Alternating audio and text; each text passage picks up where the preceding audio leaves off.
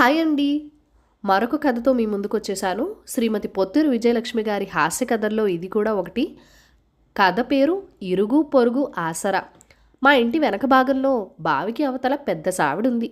గతంలో దాని నిండా వ్యవసాయపు పశువులు, పాడి పశువులు ఉండేవట.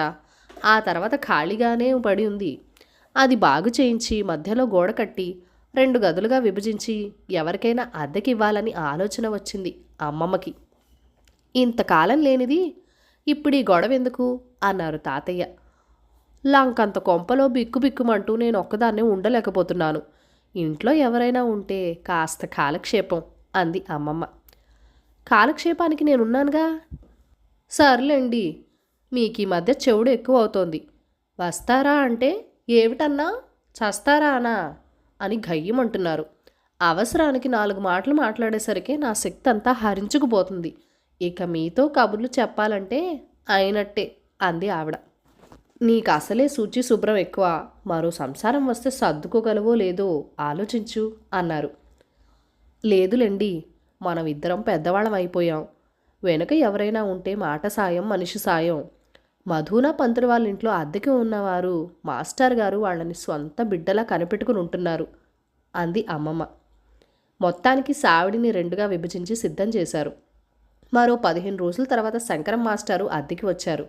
శంకరం గారు, భార్య, కూతురు గౌరీ, చెల్లెలు తులసి అంతా కళకళలాడిపోతున్నారు. అద్దె 3 రూపాయలు అన్నారు తాతగారు. సరే అన్నారు మాస్టారు. వేదాంత వాళ్ళది పెంకుటిల్లు, అయినా దానికి 2 రూపాయలే అద్దె. మనది పూరిల్లు మట్టి గోడలును, 3 రూపాయలు లాభసాటి బేరమే అని ఆనందపడింది అమ్మమ్మ. మంచి రోజు చూసుకొని వచ్చేశారు శంకరం మాస్టారు. తెల్లవారు లేచి వాకిట్లో ముగ్గు వేయకముందే వచ్చింది తులసి. సామాన్లు ఇంకా విప్పలేదు పిన్నిగారు. పులుసు గరిటెడు కాఫీ పొడి, 2 పులుసు గరిటెల పంచదార ఇమ్మంది మా వదిన అంది. అయ్యో, దానికేం భాగ్యం. కాఫీ తాగకపోతే కళ్ళు తెరిపిరి పడవు అంటూ కాఫీ పొడి పంచదార పొట్లాలు కట్టి ఇచ్చి పంపించింది. మేము ఇంకా కాఫీలు తాగకముందే వచ్చింది గౌరీ. ఇల్లు మారుతూ నువ్వుల నూనె వెంట తెచ్చుకోవడం దరిద్రం అని చెప్పిందట మా బోడత్తయ్య అంది వాకిలి పట్టుకుని నిలబడి. నిజమే మరి, మీ బోడత్తయ్య పద్ధతులు తెలిసిన మనిషి అంది అమ్మమ్మ. అది కాదు, 2 చెంచాలు నువ్వుల నూనె ఇమ్మంది మా అమ్మ, దీపం పెట్టుకుంటుందట అంది. నిజమే మరి, కొట్టు తీసేదాకా దేవుడి దగ్గర దీపం పెట్టుకోకుండా ఎట్లా ఉంటారు అంటూ లేచి చిన్న ఇత్తడి గిన్నెలో నూనె వేసిచ్చింది అమ్మమ్మ. కాఫీలు తాగా అలా ఇంట్లోకి వచ్చామో లేదో మళ్ళీ వచ్చింది తులసి. పిన్నిగారు, పిన్నిగారు, మా శేషావతారం మావయ్య వచ్చాడు అంది. చాలా సంతోషం. కొత్తింటికి రాగానే చుట్టం రావడం శుభ సూచికం. అది కాదు, సరుకులు ఇంకా తెచ్చుకోలేదు. ఇక్కడి నుంచి అక్కడికి వెళ్లే ముందు అన్నీ కొనుక్కొని ఎడాపెడా పారబోసుకునే బదులు అక్కడన్నీ అవగొట్టుకొని ఇక్కడికి వెళ్ళి అన్నీ కొనుక్కోవడం లాభదాయకం అంది మా బోడత్తయ్య వినయంగా.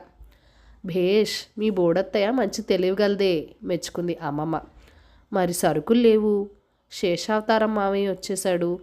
గ్లాసుడు ఉప్మా రవ్వ, 4 గరిటెలు వేరుగు శనగపప్పు నూనె, తిరగమూతకి గింజలు, 2 పచ్చిమిరపకాయలు, అల్లం ముక్క ఇమ్మంది అంది చిలకల.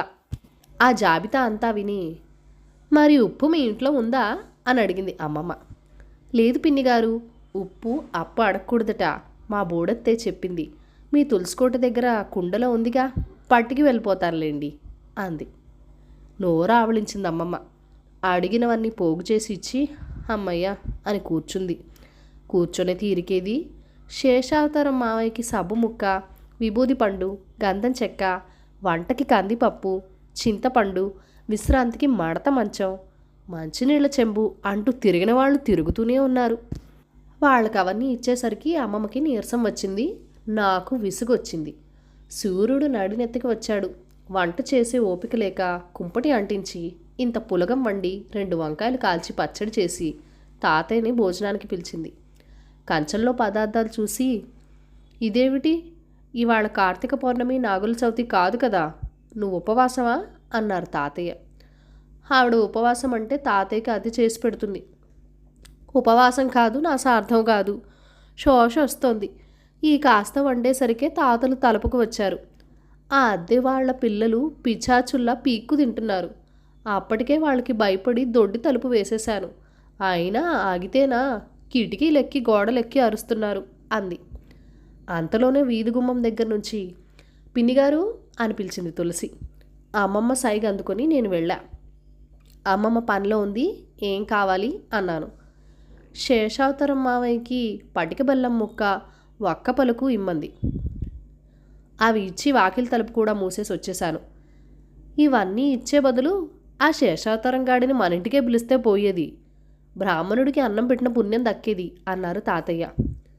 ఇంకా నయం, అదే అలసిగా తీసుకొని చుట్టాలందరినీ మన ఇంటి మీదకే తోలేస్తే చచ్చి ఊరుకుంటాం అంది అమ్మమ్మ. వాళ్ళు పిన్నిగారు అని ఇంటి చుట్టూ తిరుగుతూనే ఉన్నా పట్టించుకోకుండా దొంగల్లా ఇంట్లోనే ఉన్న కిటికీలు తలుపులు మూసుకుని. మా తాతయ్యకి చెమట పోస్తోంది. విసునకర్ర ఇమ్మన్నారు. విసునకర్ర ఆ శనిగాళ్ళు పట్టుకెళ్లారు. శేషావతారం మావయ్య విసురుకొనేందుకు అంది అమ్మమ్మ. పోనీ ఆ తాటాకుల విసునకర్ర ఇటు పాడే అన్నారు. అది వాళ్లే పట్టుకెళ్లారు. శేషావతారం వీపు గోక్కునేందుకట. హుసూరుమంటూ అంగవస్త్రంలోనే గాలి విసురుకున్నారు తాతయ్య. ఆ అద్దెకొచ్చి అరపూట కాలేదు, నెల అద్దెకి సరిపడా సామాను లాగేశాడు. ఈ లెక్కన వీళ్ళని భరించగలమా అన్నారు. ఏదో పెద్ద వయసులో ఇరుగు పొరుగు ఉంటే ఆసరాగా ఉంటుందని ఆశపడ్డాను. ఈ తద్దినం మనం భరించలేం, రేపే ఖాళీ చేయమంటాను అంది అమ్మమ్మ. మర్నాడు తెల్లవారుతూనే వెళ్ళి వాళ్ళని ఖాళీ చేయమని చెప్పేసింది అమ్మమ్మ. కొత్తింట్లో చేరితే 6 నెలల దాకా ఖాళీ చేయకూడదట, అట్లా చేస్తే ఇంటివారికి అరిష్టం అని చెప్పింది మా బోడత్తయ్య అన్నారు ముక్తకంఠంతో. చచ్చాం, 6 నెలలు వీళ్ళని భరించాలంటే నా వశమా? నాకున్న ఆ మాడి చెక్క కాస్త కరిగిపోతుంది అన్నారు తాతయ్య దీనంగా. కథ సమాప్తం. ఈ కథ మీకు నచ్చినట్లయితే కనుక లైక్ చేయండి, షేర్ చేయండి, మన ఛానల్ని సబ్స్క్రైబ్ చేసుకొని మీ సపోర్ట్ ఇవ్వండి. మీ అమూల్యమైన ఫీడ్బ్యాక్ అండ్ సజెషన్స్ నాతో కామెంట్ సెక్షన్లో కూడా షేర్ చేసేయండి. Thank you for watching. Bye bye.